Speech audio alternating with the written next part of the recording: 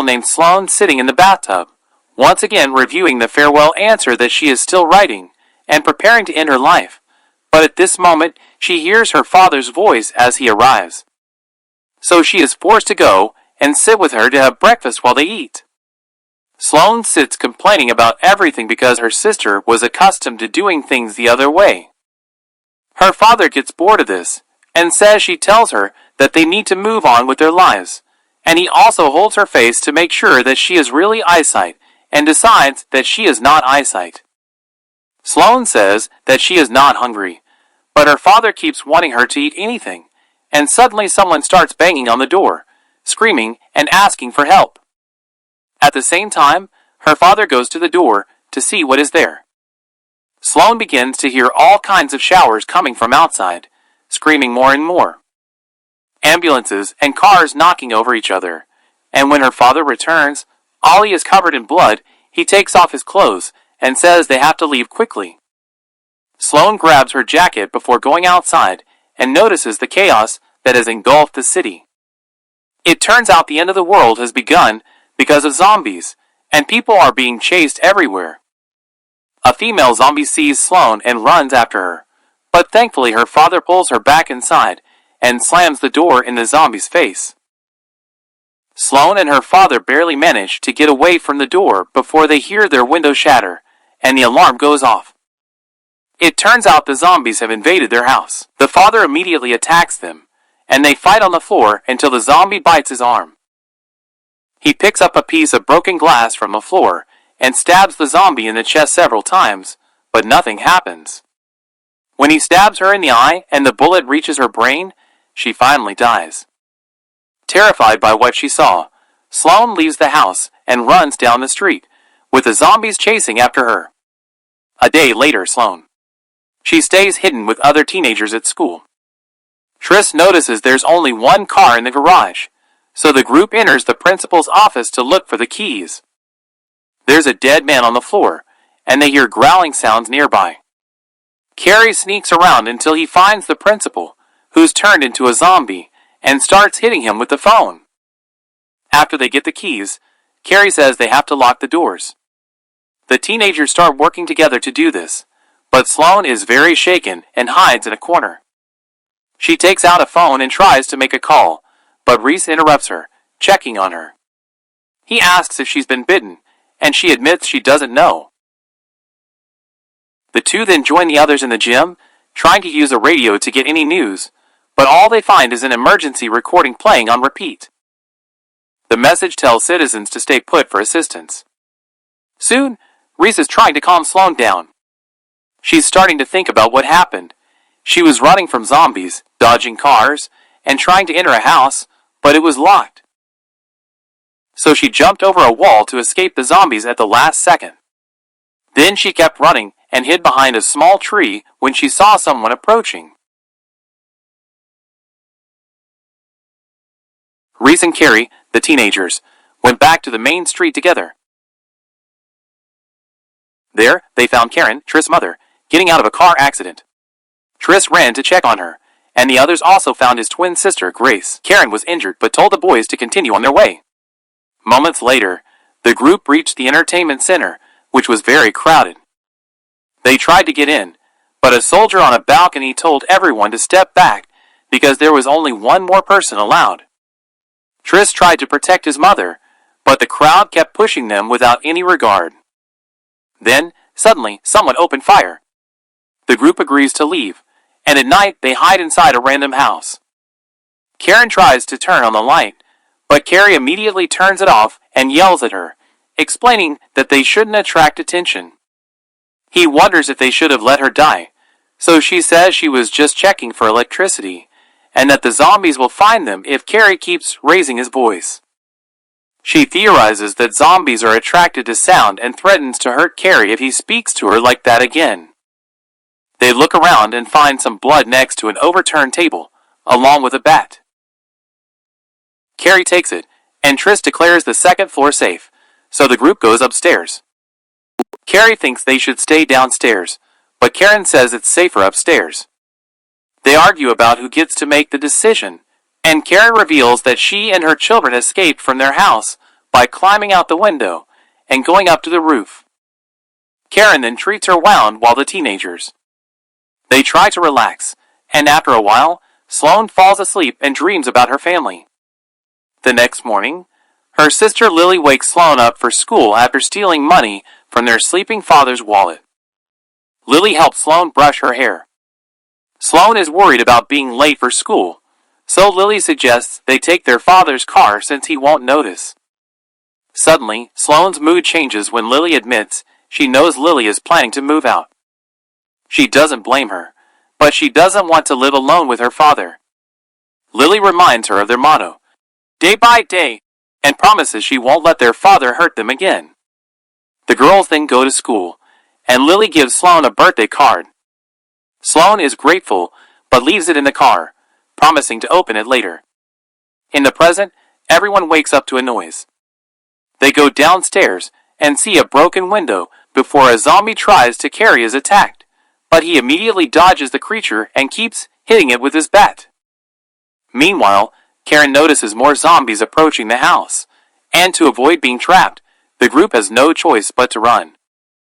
They run through the city for a long time until Carrie spots their high school in the distance.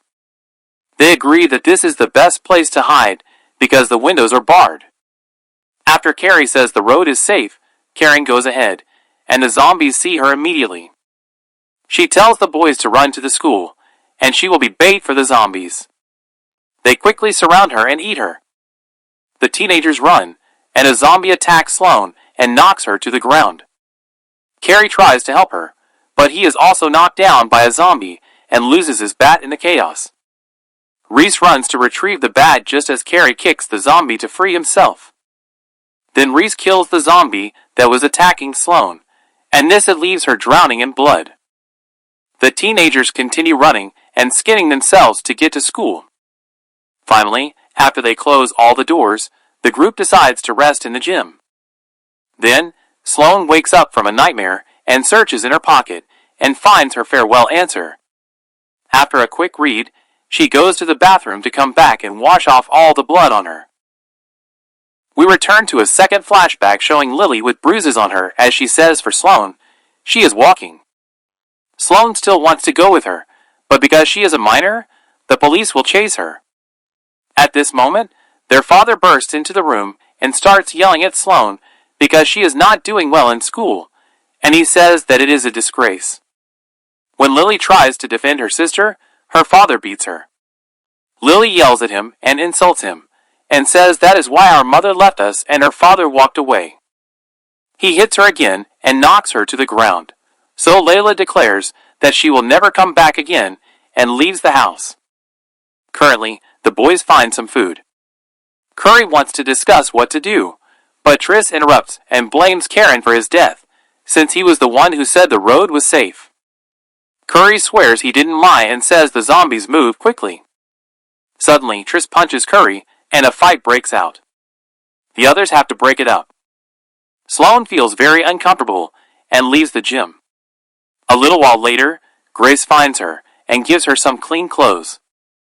They go to the bathroom to shower, and Sloane takes off her clothes. All the bruises her father gave her are revealed, and there are no bites. Grace takes the opportunity and asks her what she saw in the street.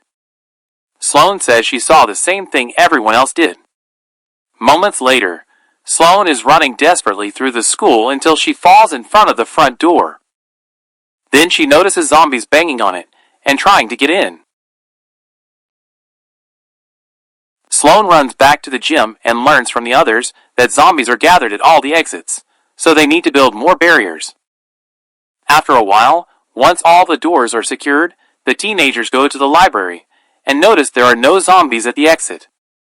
They understand that this is because of the high wall surrounding the playground all the way to the street, so this is where they'll have to go if they need to escape at any time. Later, Sloane can't stand sitting in the gym anymore because she keeps hearing the zombies outside, so she decides to take a nap in a corner instead. Reese comes to check on her, and they talk about the situation and wonder if their families are still alive. Suddenly, they hear an explosion, and the whole building shakes. All the teenagers run to the front door, and Triss and Carrie start arguing about whether to open it or not. Sloane simply pulls down a poster to look outside, and is shocked to see that the zombies are walking and can see from a distance. They see fire and smoke rising from the gas station. After lunch, Triss asks Carrie for the keys because he wants to explore. Friss and Sloane go with him to safety. The three of them find a bottle of alcohol in the teacher's lounge and immediately take it back to the gym to play a drinking game. They try to confess funny things about their lives, but it ends badly when they discover that none of them have ever been in love. That night, Sloane is asleep when a hand touches her face. She sits up and feels something strange behind her. She turns around and sees her dad vomiting blood. He starts yelling at her, but at that moment she wakes up. Then she goes down the hall to get some water, and something behind her starts moving. When she turns around, there's nothing there. Terrified, Sloane wakes the others and tells them that someone has broken in. They go to the library and hear a noise coming from a cupboard. When they open it, they're shocked to find their teacher, Baxter, asleep with a gun in his hand. Sloane takes the gun, and Baxter wakes up immediately, nearly dying, to find his weapon. The teenagers hide the gun before taking Baxter to the gym to eat him. Baxter is happy with the group's work together at the barricades, but when they ask him how he got into the school, he says he doesn't remember.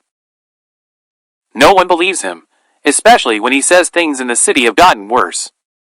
Sloane is surprised he was watching her in the hallway, but he says he wasn't watching anyone and was just trying to understand the strange noises he heard. After Baxter leaves to take a shower, the teenagers discuss the gun, and Ray says they'll only use it when necessary. Sloane admits she doesn't trust Baxter, and at that moment, Carrie takes Baxter away to the bathrooms, and when Baxter takes off his clothes, Carrie notices something. He runs back to the gym and tells the others that Baxter is injured. He takes the gun from Ray, hoping to kill him. Ray thinks they need more proof than just a wound, and an argument ensues. Suddenly, Baxter interrupts, swearing he's not injured. Carrie points the gun at him and demands he show them the wound, but instead, Baxter runs away. The group immediately chases after him, manages to catch him, and brings him down, but the gun falls at that moment. They look at his arm and confirm he has a wound from a bad bite. Sloane grabs the gun, and Triss and Carrie tell her to shoot, but Reyes tells her to wait. They start arguing again, and Baxter yells that he's leaving to make them shut up. At the main entrance, Sloane tells his story. He was running around the city looking for the school when he met Nagi, and they decided to stay. When they finally arrived at the school, they found all the entrances blocked by zombies except for one window, which they broke open. Baxter was injured and went in first, but he didn't reach out to help his friend quickly. The zombies had already grabbed the man's leg and started tearing at his flesh, so Baxter finally grabbed his hand to try and pull him inside. The survivor responded by biting his arm. As soon as they were both inside, Baxter closed the windows and noticed that his friend's leg was completely unusable, so he kept beating him until he died before he could transform. When the kids asked him which window Baxter used, he said it was the one in the boiler room, but they considered this proof that he was lying and kicked him out. When Curry came to open the door, Baxter grabbed his arm and bit him. When Baxter insisted that he wasn't injured, the others opened the door and pushed him out. Finally, Triss thought they should kick Curry out too, but the group refused. Grace takes Carrie to the infirmary to clean his wound. He'll spend the next few hours there until they reach a conclusion. As she leaves, Grace locks the door. Reese says he sees that Carrie is unharmed. Then Reese gives Sloane the letter he found on the library floor. He can't believe she tried to end her life and wonders why she's trying to survive now. Sloane changes the subject and asks how Reese knows if someone is unharmed.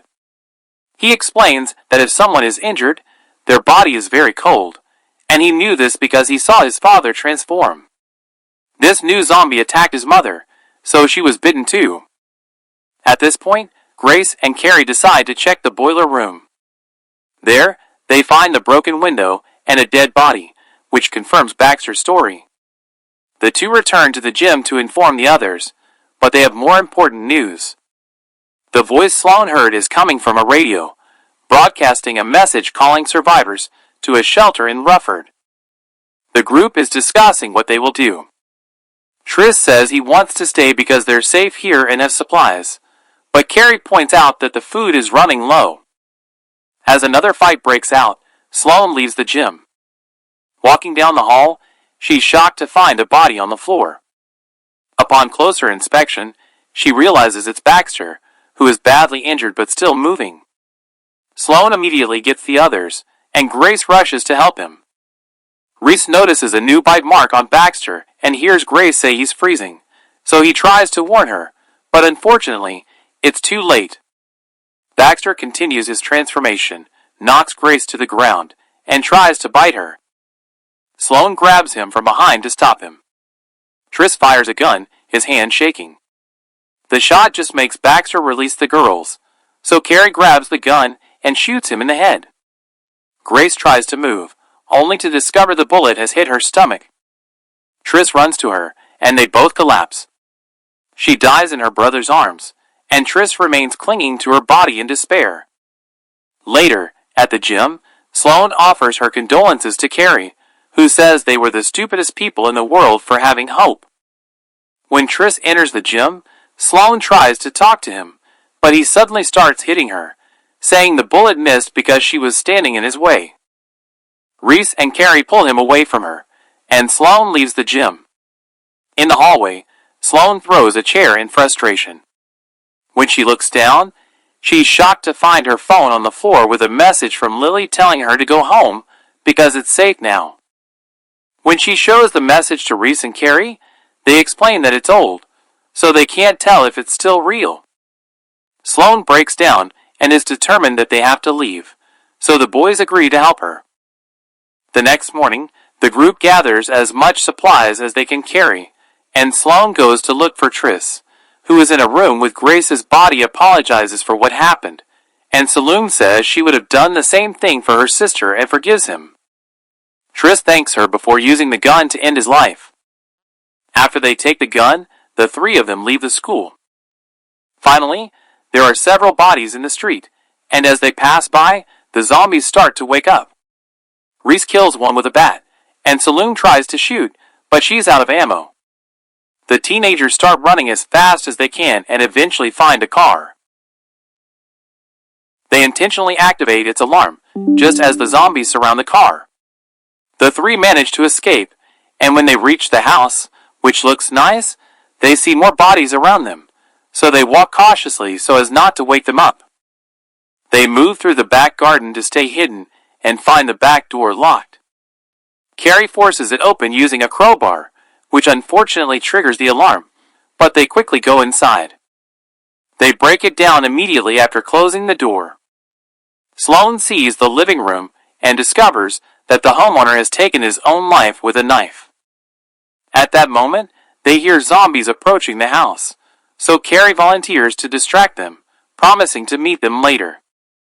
Carrie runs out of the house, and the zombies immediately follow him, giving Sloane and Reese the chance to escape safely. Moments later, the two find Sloane's house, but there are zombies walking in front of the front door. They hide under another house and agree to wait until the zombies leave so they can come out. One of the zombies starts walking very close to where they are hiding, so the two of them have to stay put and watch it pass by. After several hours, the street is finally empty. Sloane and Reese run to her house, but they find the front door locked, so they go to the garden behind Sloane. The wall starts to peel and is about to collapse, but she manages to hold on. She doesn't reach her bedroom. She enters through the window. Reese catches up with her a little while later. Then they start searching the house. Sloane goes to the living room, where she finds Lily on the couch. Unfortunately, when Lily turns around, it turns out she's a zombie and attacks Sloane. The girls start fighting on the floor, and Sloane screams Lily's name, which makes her stay still. But Lily quickly starts screaming again, so Sloane has no choice but to kill her with a crowbar. Then Reese comforts Sloane, who is devastated. Nearby, her father is also found dead on the floor. Later, in the garage, Sloane finally opens her birthday card, which is full of loving and supportive words from her sister. Lily decides to throw away her letter and keep the card instead. After that, she and Reese get into her father's car and leave the city to try and find a shelter. This is the end of the film. We'll meet again in a new summary. Thanks for watching.